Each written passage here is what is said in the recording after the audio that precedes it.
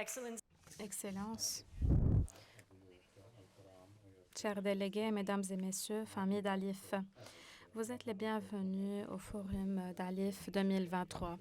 Avant de commencer, je voudrais appeler à la scène Son Excellence Mohamed Al-Mubarak, président du département de culture et de tourisme d'Abu Dhabi et vice-président du conseil de la fondation d'Alif. Votre Excellence, à vous la parole.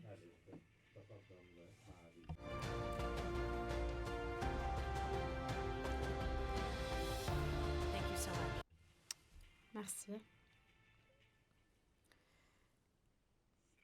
Au nom de Dieu, bonjour tout le monde.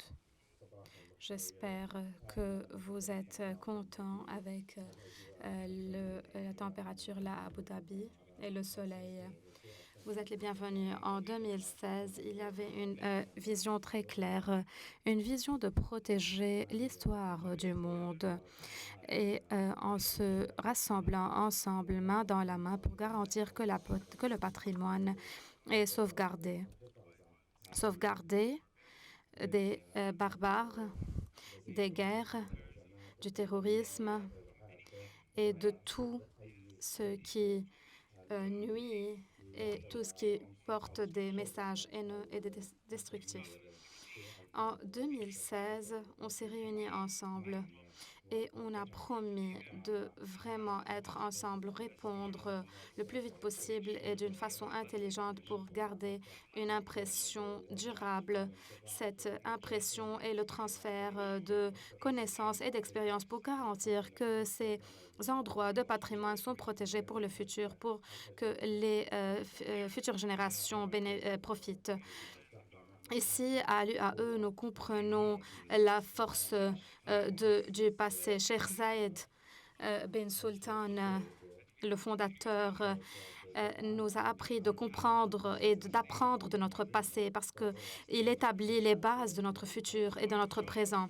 Donc, notre tâche est de le protéger, de protéger le passé, de le sauvegarder et de garantir que nous créons la voie à l'avenir.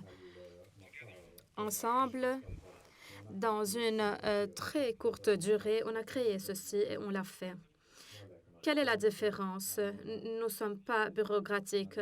On partage les mêmes valeurs, on partage la même vision pour aller en avant et pour que notre travail ait un écho.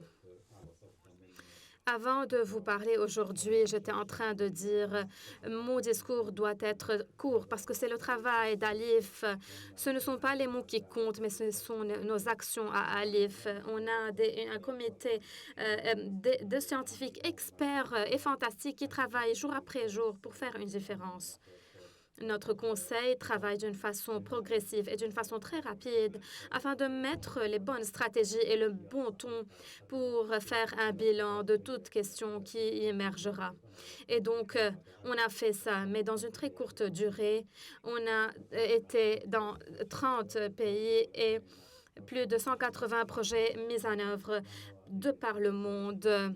On ne voit ni des politiques, ni de questions qui bâtissent des murs. Ce que nous voyons, c'est la protection. Et ce que nous voyons dans notre travail, c'est que le travail avec nos mains, c'est le futur, pour le futur des générations à venir. Nous sommes là aujourd'hui réunis pour garantir que nous sommes toujours sur la même voie. La seule différence, c'est que déjà, on n'a plus de tâches à faire. Le conseil s'agrandit et le monde vit une situation difficile et tous les sites de par le monde sont de plus en plus en danger. Mais ce que nous pouvons faire, c'est de vraiment être l'exemple et la phare du futur. Et donc, j'espère que dans les 5 années à venir, nous continuerons non seulement à protéger, mais mettre les bases pour aboutir à un état où nous ne devons pas juste sauvegarder. Et donc, dans un pays où nous devons être une composante dans la phare. Merci pour vos efforts. Je remercie le conseil de la Fondation. Merci pour le président de la chef. Merci pour le comité scientifique. Merci tout le monde, tous les pratiquants dans le domaine de la culture qui jouent un rôle. Aujourd'hui, nous allons dans cette dans ce conseil arriver à la fin. Merci, nous continuons à travailler ensemble. Merci, Son Excellence. Je voudrais maintenant demander Madame Bariza Khiari, vice-présidente et représentative du conseil de la Fondation, représentante d'Alif. À vous la parole, Madame.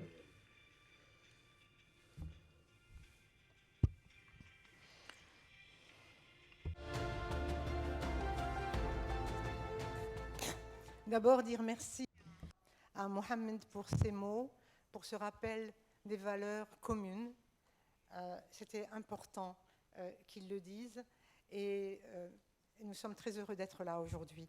Alors, Monsieur le ministre Salem El-Qassimi, ministre de la Culture des Émirats Arabes Unis, Monsieur le président du conseil de fondation d'Alif, cher Tom Kaplan, Monsieur le président du département Culture et Tourisme d'Abu Dhabi et vice-président d'Alif, cher Mohamed Al-Moubarak, Madame la vice-ministre de la Culture et de la politique d'information d'Ukraine, chère Katerina Jouia, Monsieur Mounir Boushnaki, président du comité scientifique, Madame Krista Picat, directrice de l'entité culturelle Culture et situation d'urgence, secteur de la culture de l'UNESCO, Madame Bahija Simou, secrétaire d'État et chargée de mission au Palais Royal de Rabat et directrice des Archives royales, qui est aussi membre de notre comité scientifique depuis le début.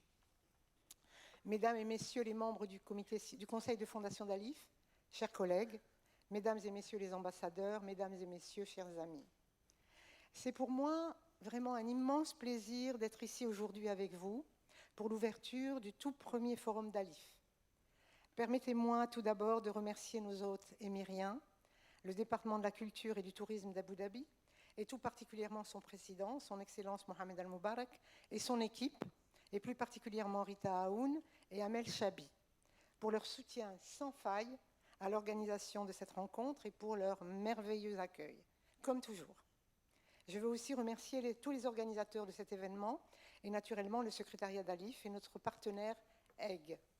Permettez-moi également de souhaiter la bienvenue à chacun d'entre vous, vous qui venez souvent de très loin, des 4 coins du monde, pour participer à cet événement que personnellement j'attendais avec beaucoup d'impatience, car j'avais hâte de vous rencontrer. Et ensemble, nous allons fêter les 6 ans, quasiment jour pour jour, de notre fondation Alif, qui a été créée le 8 mars 2017 à Genève. Bon anniversaire à Alif et bravo à tous pour ce que nous avons fait ensemble ces dernières années. Pour moi, ce forum est très important. La pandémie de la Covid-19 nous a en effet tenus à distance pendant près de 3 ans, et c'est pour moi une grande joie que de vous voir tous réunis ici, de voir toute la grande famille d'Alif réunie, de voir des visages que je ne connaissais pas encore, y compris parmi les membres de nos organes de gouvernance et du secrétariat, mais aussi ceux nombreux de nos partenaires locaux et internationaux qui agissent au quotidien sur le terrain pour protéger un patrimoine qui nous est si cher. C'est indispensable de lire et d'évaluer les demandes de soutien qui nous sont soumises, tous ces dossiers instruits par le secrétariat, le comité scientifique et notre conseil de fondation, et je veux rendre ici hommage au formidable travail de tous, mais également tellement nécessaire de pouvoir se rencontrer, d'échanger, et pas seulement en visio ou en ligne. Pendant ces 2 jours, nous allons pouvoir ensemble dresser le bilan des années de travail écoulées, identifier les réussites, et elles sont nombreuses, et pour les répliquer, mais aussi tirer les leçons des difficultés rencontrées, car il nous faut toujours faire mieux ensemble, pour être toujours au plus près des besoins, pour y répondre toujours de la manière la plus agile, la plus efficace, la plus durable. Souvenons-nous, c'est ici même à Abu Dhabi qu'il a été décidé en décembre 2016 de créer Alif, à l'occasion de la conférence internationale sur la protection du patrimoine culturel en péril. La déclaration finale de cette rencontre déterminante nous invitait à constituer, et je cite, un fonds international pour la protection du patrimoine culturel en péril, en période de conflit armé, qui permettrait de financer des actions préventives ou d'urgence, de lutter contre le trafic illicite de biens culturels, de lutter également et de partager et de participer à la restauration de biens culturels endommagés. Cette initiative sans précédent, nous la devons à de nombreuses personnalités de bonne volonté. Et je pense notamment au président François Hollande, aux directrices générales de l'UNESCO, Irina Bokova et Audrey Azoulay, à Jack Lang, bien sûr, actuel président de l'Institut du monde arabe à Paris, et à Jean-Luc Martinez, ancien président du Louvre. Mais permettez-moi de rendre un hommage appuyé à Sheikh Mohammed bin Zayed Al Nahyan, aujourd'hui président des Émirats arabes unis, et au président de la République française, Emmanuel Macron, qui soutiennent absolument sans réserve, depuis le début, notre projet commun. Après la conférence d'Abu Dhabi en 2016, il ne nous restait plus qu'à mettre en musique ces orientations. Mais comme chacun sait, le diable se cache bien souvent dans les détails. Et il a fallu de la force de conviction, du courage et de la ténacité pour lancer et faire vivre cette belle idée qu'est Alif. Et je veux ici dire toute ma reconnaissance et mon affection à un homme à qui notre conseil de fondation doit tant. Le président de notre conseil, Thomas Kaplan, cher Tom, Alif ne serait jamais devenue ce qu'elle est sans ton engagement sans faille et ton incomparable sagesse.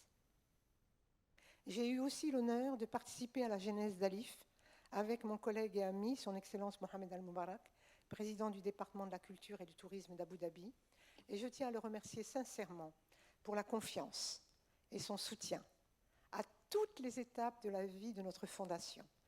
Ça se passe de cœur à cœur et ça se passe en silence, dans les yeux, en se serrant la main.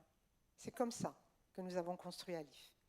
Je tiens enfin à rendre hommage à Mounir Bouchnaki, actuel président du conseil scientifique et l'un des garants de la solidité scientifique d'Alif depuis ses débuts.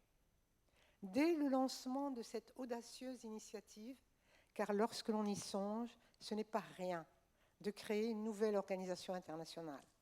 Nous avons été rejoints par des partenaires enthousiastes, le Royaume d'Arabie Saoudite, dont je salue les représentants qui sont là aujourd'hui, et permettez-moi de saluer mon collègue au conseil de fondation, le prince Badr ben Abdallah ben Fahran al-Saoud, ministre de la Culture, mais aussi de la Chine. Je salue Wen Dayan, ici présent également. Merci à la Chine d'être présente.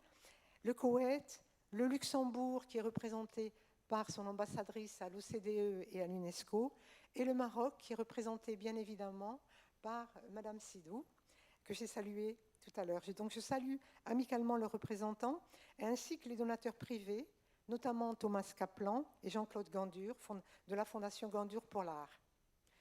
Après la destruction massive du patrimoine du Moyen-Orient et du Sahel, lors de la dernière décennie, tous voyaient la nécessité de créer une organisation dédiée à la protection et à la réhabilitation du patrimoine dans les zones en conflit et post-conflit.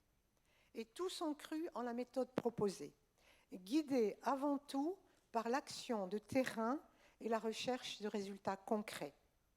Quelques années après, je suis fière et heureuse de constater que le pari est réussi, car depuis, d'autres nous ont rejoints, États et fondations privées, et je me réjouis de l'arrivée au sein de notre Conseil de la République de Chypre. Et votre présence, vous êtes plus de 200 participants, témoigne de cette force vive que nous avons insufflée ensemble.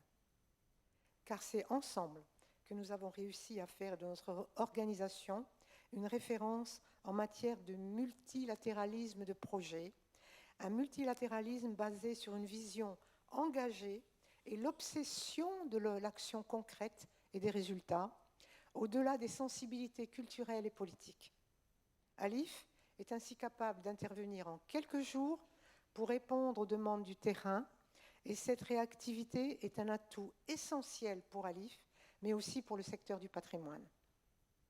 En quelques années seulement, Alif a ainsi pu déployer son action dans plus de 30 pays sur 4 continents, et nous travaillons dans des contextes très divers, non seulement à la suite de conflits, et je peux citer comme exemple les réhabilitations que nous réalisons à Mossoul. Je salue les représentants irakiens qui sont présents, avec certains d'entre vous aux côtés de l'UNESCO et des autorités irakiennes en réponse aux destructions de Daesh, mais aussi à la suite de catastrophes dans les zones vulnérables, comme à Beyrouth, avec l'appui à l'action menée par le directeur général des Antiquités du Liban, à la suite de la terrible explosion du port en août 2020. Mais nous nous efforçons aussi d'intervenir en amont pour protéger un patrimoine, comme par exemple les collections du musée de civilisation d'Abidjan, dont je salue la directrice qui est présente, ou au cœur de la guerre, comme c'est le cas depuis 1 an en Ukraine. Et nous avons pu soutenir plus de 200 musées, bibliothèques, archives, pour éviter leur destruction et leur pillage. À chaque fois, nous sommes attentifs à ce que les projets que nous soutenons contribuent au développement économique et social, mais aussi à faire vivre la diversité culturelle et religieuse, le dialogue entre les parties, à travers notamment la pleine implication des populations locales, car ils sont chacune une part de notre commune humanité. Grâce à cette action, nous avons créé un réseau de partenaires, de femmes et des hommes aux parcours différents, unis par un même idéal, une même passion pour la préservation du patrimoine partout dans le monde. Beaucoup d'entre eux sont ici aujourd'hui. À tous, un grand merci. Mais plus qu'un bilan, je souhaite aujourd'hui que ce forum soit l'occasion de nous tourner vers l'avenir. Car notre mission est malheureusement loin d'être achevée. Ensemble, il nous faudra cerner les enjeux qui nous attendent dans les années qui viennent et définir les orientations à suivre pour continuer à développer notre mission commune. De nouveaux défis se présentent à nous, la nécessité de développer plus encore notre capacité d'intervention d'urgence et de trouver les moyens innovants de le faire. Nous avons par exemple soutenu en Ukraine le déploiement d'ambulances du patrimoine, des véhicules et des professionnels équipés qui sillonnent le pays pour restaurer les œuvres endommagées. N'est-ce pas une idée magnifique que nous pourrions développer dans d'autres contextes? Autre sujet important, le changement climatique et le développement durable. C'est un grand défi de notre siècle et de notre génération, et l'impact du changement climatique est croissant sur le patrimoine matériel et immatériel, particulièrement dans les zones en conflit, qui sont souvent les plus affectées par ces effets.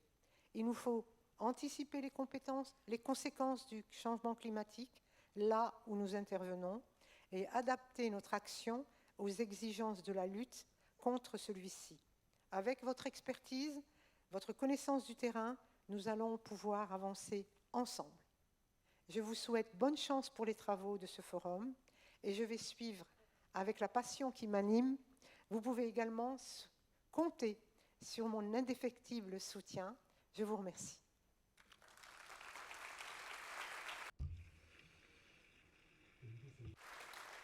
C'était Moubarak, mais lui a rappelé l'essentiel, il a rappelé les valeurs qui nous réunissent. Merci.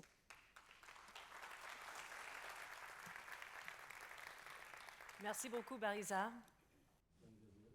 I would like to call... Merci, Bariza. Je voudrais appeler Mme Krista Pika, directrice de l'organisme de culture et d'urgence au sein de l'UNESCO. À vous la parole, Madame Krista.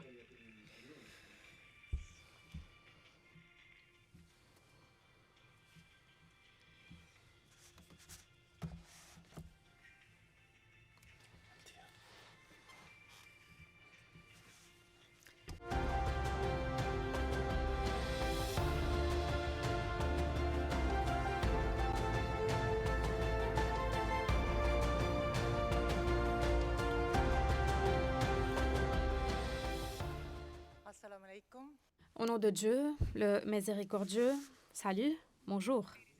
Mesdames et messieurs, Vos Excellences, je suis très contente et émouvée d'être ici et de vous saluer au nom de l'UNESCO. Je pense qu'ALIPH constitue un partenaire valorable à l'UNESCO dans notre lutte pour la culture dans les situations d'urgence. Durant les 6 dernières années, depuis la création de la Fondation il y a donc 6 ans, a montré combien cette fondation est percutante et combien nous sommes agiles et nous partageons les mêmes valeurs de l'UNESCO et les autres agences qui travaillent pour les situations d'urgence liées à la culture. Je pense que le plus important est déjà bâti dans notre action. Je suis contente de dire que je serai très courte parce que je ne savais même pas que j'avais l'honneur de vous adresser la parole. Et donc, je voudrais dire joyeux anniversaire, Alif. Vous êtes un partenaire de valeur pour l'UNESCO, bien sûr, et un partenaire précieux. On a des années de travail devant nous. Nous nous attendons et espérons à renforcer nos actions dans le soutien de la culture.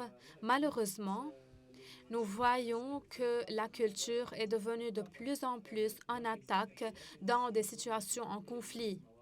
Mais sans doute, ça a eu un impact aussi, où le changement climatique et les catastrophes naturelles ont eu un impact de même. Donc, notre travail en commun continue à être important et pertinent.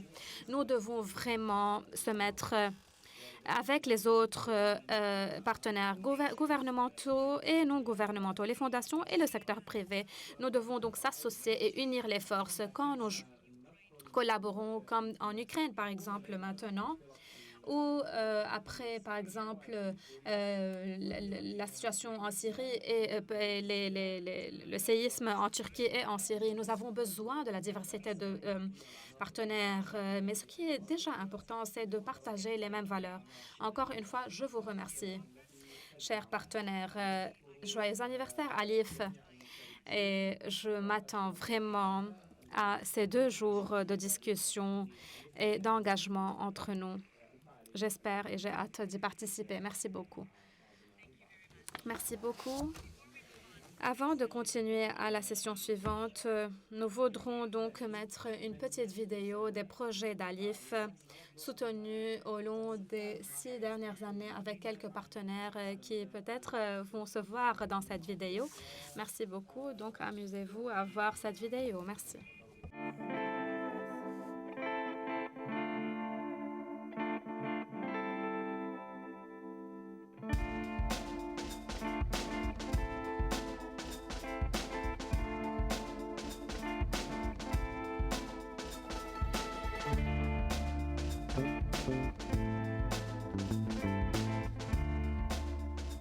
قبل از این دیگه نمی کاری دهقانکاری و دهقانی و مثلا کاری مزدورکاری نمی کارهای ساده.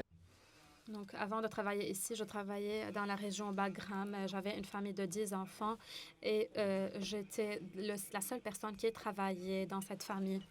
Mes enfants sont moins de 10 ans.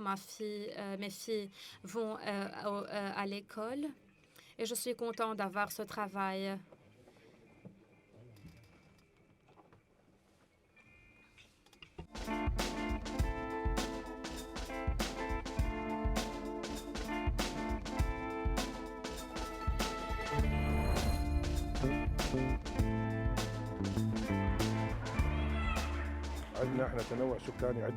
Nous avons une diversité de populations turkmènes, arabes, shabak, chrétiens.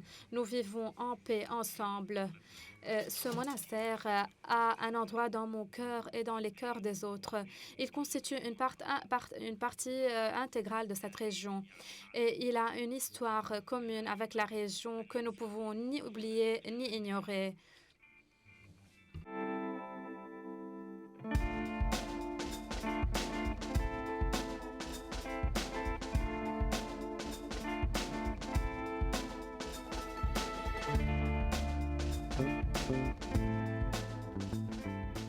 Les changements climatiques, à Agadez, aujourd'hui, il pleut beaucoup plus fort. Donc tout de suite, on a des torrents qui viennent et on a eu des maisons qui ont tombé. Tout de suite, on a eu surtout des maisons où les fondations ont commencé à partir parce qu'il pleut beaucoup. L'ancienne méthode, les techniques traditionnelles, ça a montré que ça peut résister beaucoup plus à cette intempérie. Donc on a proposé des formations de jeunes maçons aux techniques traditionnelles de crépissage. Et ils peuvent continuer durablement à entretenir la maison.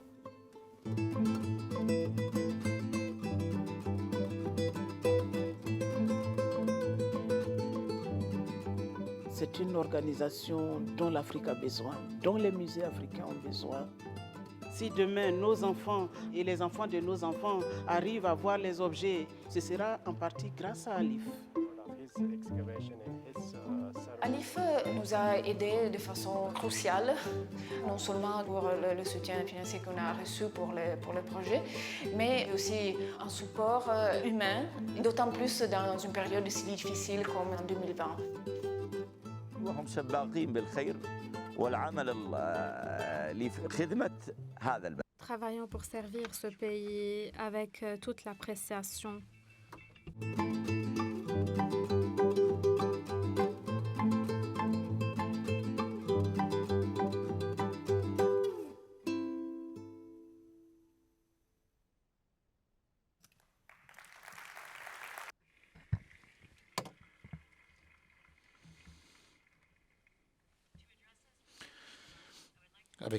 Avec ces paroles, j'invite à la tribune avec le directeur exécutif de Alif, M. Valérie Freland.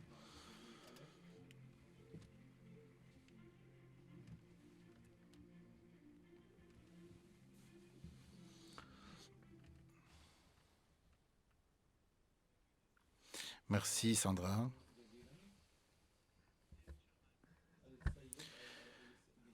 Monsieur le vice-président,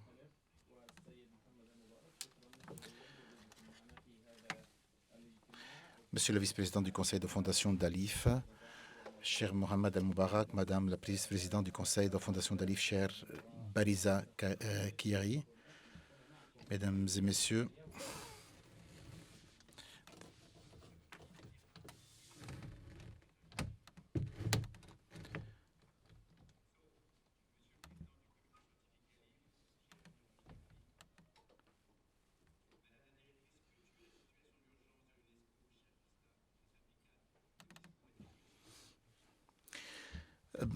Mr. Chairman of the Scientific Committee of Alif, Madam Director of Culture and Emergencies of UNESCO, dear Christophe Picard, Excellencies, Ambassador, ladies and gentlemen.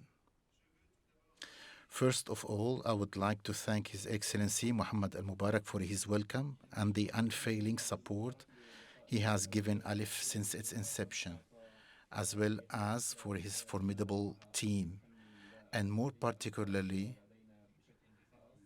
Ritaun and Amel Shabi for their very close partnership, for their help forging for us.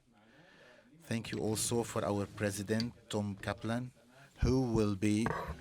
À Bariza, naturellement, à Mounir et à l'ensemble des membres de la gouvernance d'Alif, dont une partie est avec nous aujourd'hui et que je salue comme Bariza l'a fait. Merci à vous d'avoir fait un chemin parfois très très long. Et pour Wen Dayan, c'est sa première sortie de Chine depuis 3 ans, le membre et le représentant chinois au bord d'Alif. Donc merci Wen Dayan.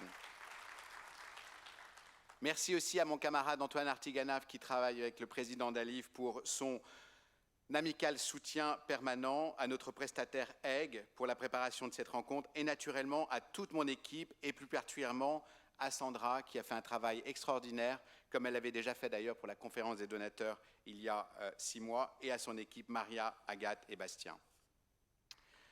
Ouais, bravo à eux.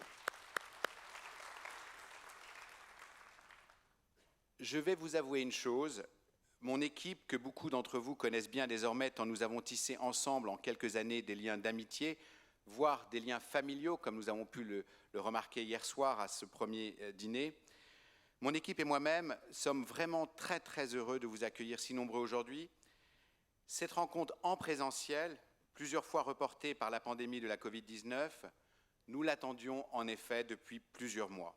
Et je suis d'accord avec Bariza, cela fait du bien de se voir en vrai. Nous ne sommes pas que des vignettes sur un écran. Pour la plupart, vous venez de loin et parfois de très loin, d'Afrique du Nord ou subsaharienne et même d'Afrique du Sud, d'Europe ou du Caucase, d'Asie centrale ou du Proche et Moyen-Orient, naturellement de la péninsule arabique, et même d'Asie ou d'Amérique. Pour certains d'entre vous, vous avez laissé derrière vous un pays en conflit, un peuple en souffrance, et nos pensées vont à ces femmes et ces hommes qui vivent la guerre au quotidien. Car c'est pour eux que nous nous battons, qu'ensemble nous nous battons pour préserver le patrimoine de chacun, qui est notre patrimoine à tous.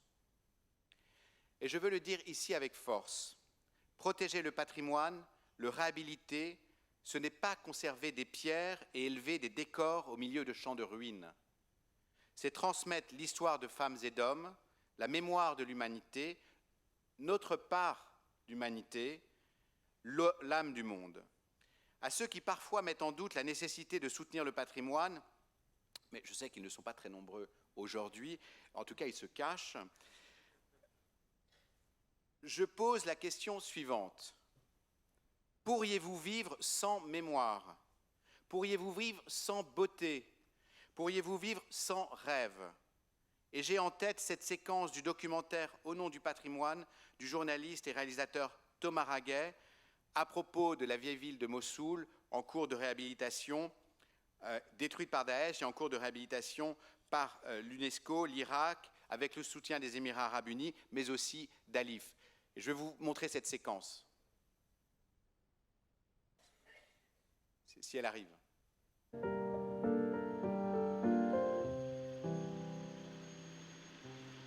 أنا صار لي هنا ولادتي مواليد 1944 خلقت بها وآبائي وأجدادي القدماء بحدود. Depuis l'ancien temps, nous habitons dans cette partie du monde. Mes ancêtres ont vécu ici et quand j'étais enfant et quand il faisait chaud, je m'endormis dans le minaret puisqu'il se sentait frais. Donc c'est devenu part de notre rituel, de notre vie, de notre respiration même.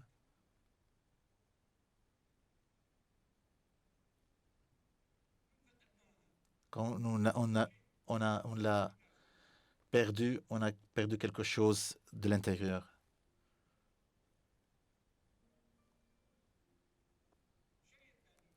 L'autre chose que tous les gens qui auparavant, nos frères chrétiens dans la région là-bas,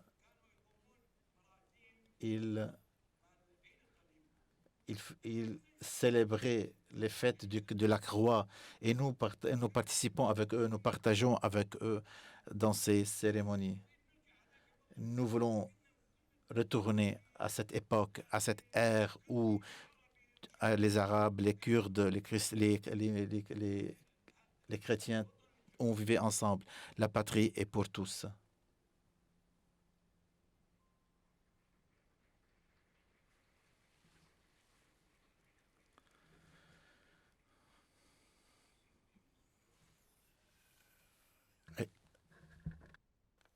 Ce patrimoine, notre patrimoine, qu'il soit matériel ou immatériel, a subi ces dernières années des attaques d'une extrême violence. Il y a 30 ans, nous étions pour certains d'entre nous plus jeunes naturellement, nous pensions venu le temps de la paix perpétuelle chère à Emmanuel Kant, celui de la fin de l'histoire théorisé par Francis Fukuyama. Au lieu de cela, nous avons eu des conflits de plus en plus nombreux, la barbarie du terrorisme et les identités prises au piège. Nous avons eu Mostar, Bamiyan, Tombouctou, Palmyre, Alep et Mossoul, et plus récemment Kharkiv et Mariupol. Et ce patrimoine, sans doute parce qu'il est l'une des dimensions les plus tangibles de nos identités, n'est plus seulement un dommage collatéral, mais aussi bien souvent une cible, voire une arme de guerre. On détruit et on médiatise. Ces conflits sont aussi des guerres de l'information. Or, porter atteinte au patrimoine, ne serait-ce qu'un seul patrimoine, c'est nier ce qui à la fois nous distingue et nous rapproche, nier tout à la fois l'autre et notre commune humanité. Mais ce patrimoine, il est aussi synonyme d'espoir. Et je veux insister sur ce point car ce qui fait aussi la grandeur de notre mission, c'est cette lumière au cœur de l'obscurité, cette promesse d'émerveillement. Car le patrimoine peut être vecteur de développement économique et social, et même plus, de développement durable. Parce que bien souvent, au cœur des écosystèmes et des territoires, il peut diviser, mais aussi rassembler, faire dialoguer les cultures et les religions, les femmes et les hommes. Il peut, ce faisant, contribuer à construire la paix. C'est l'une de nos ambitions chez Alif, et même notre devise, protéger le patrimoine pour construire la paix. À cet égard, je suis sûr que nombreuses seront les leçons qui pourront être tirées de la séance plénière consacrée demain à ce même thème. And now I will switch into English. So in order to play such a role, it's important that each heritage project, whether carried out by local or international operators, be fully anchored in the economic, social, political, cultural. Il importe que chaque projet patrimonial, qu'il soit porté par des opérateurs locaux ou internationaux, soit pleinement ancré dans son environnement économique, social, politique, culturel et naturel. Que chaque protection ou restauration concrète soit l'occasion de formation sur le terrain, d'emploi, notamment des femmes et des jeunes, de sensibilisation encore, d'implication des populations et communautés locales. Et c'est la manière dont nous pouvons renforcer l'impact concret et durable de nos projets que nous pourrons parler tout au long des séances plénières, ateliers et majlis organisés pendant ces 2 jours. Je vous invite à cet égard à ne pas hésiter à prendre part. Il est également déterminant que la communauté internationale amplifie sa mobilisation, y compris financière,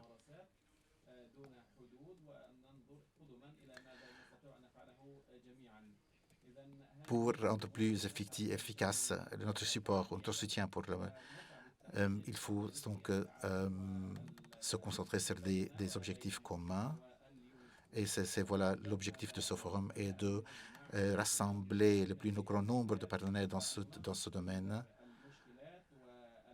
et des pays ou des régions du monde. Et nous réfléchirons ensemble à la manière de mieux travailler ensemble au Sahel, en Irak, en Afghanistan ou encore au Yémen. Mais aussi on doit réfléchir aux enjeux auxquels nous sommes tous confrontés, et je pense plus particulièrement à la réponse aux crises comme celle aujourd'hui en Ukraine, dans le Caucase ou en Syrie et en Turquie. Il est également déterminant que la communauté internationale amplifie sa mobilisation, y compris financière, naturellement en faveur du patrimoine, partout où il est mis en péril. Nombreuses sont les menaces qui pèsent sur lui aujourd'hui. La guerre, mais aussi l'urbanisation anarchique, parfois l'exploitation minière des sites antiques, les catastrophes naturelles, comme le tremblement de terre du 6 février, ou encore le changement climatique et son lot de pluies torrentielles et d'inondations, de vents de sable et d'autres. La lutte contre le changement climatique et ses conséquences sur le patrimoine est aussi un combat pour préserver des sites et des savoir-faire, préserver une mémoire. C'est sans conteste une nouvelle frontière pour Alif. Ayons l'audace de faire face à ce défi et nous comptons sur le COP28 qui se tiendra à la fin de l'année à Dubaï pour avancer en faveur d'une meilleure prise en compte dans le combat contre le changement climatique des dimensions culturelles et patrimoniales. Les pays fondateurs d'Alif, la France, les Émirats arabes unis, l'Arabie saoudite, la Koweït, le Luxembourg, la Chine et le Maroc, et les donateurs privés engagés depuis le début, avaient vu juste la protection du patrimoine. Ce n'est pas la cerise sur le gâteau, c'est cette dimension centrale du développement humain qui irrigue nombre de problèmes, une dimension toujours plus prégnante dans un monde encore trop instable. Et je veux, à mon tour, rendre hommage à la vision de tous ces fondateurs d'Alif, et plus particulièrement ici aux Émirats arabes unis et à l'Arabie saoudite, puisque pour l'Européen que je suis, ce qui se passe dans le Golfe, la force d'initiative et d'engagement internationaux de cette région du monde est aux sources d'espoir. Il était visionnaire de construire à Alif tel un pont, c'est-à-dire la communication, l'échange entre les régions du monde, d'un monde décentré. Mais il nous faut naturellement, continuellement élargir le cercle des partenaires. Et à cet égard, je me réjouis notamment du récent soutien de l'Union européenne à l'action d'Alif en Ukraine et à l'adhésion à notre fondation de la République de Chypre. Vous pouvez compter sur mon équipe et nos partenaires pour vous guider tout au long de ces 2 jours. Sandra va vous en dire un peu plus et vous souhaite un excellent forum. Je vous remercie.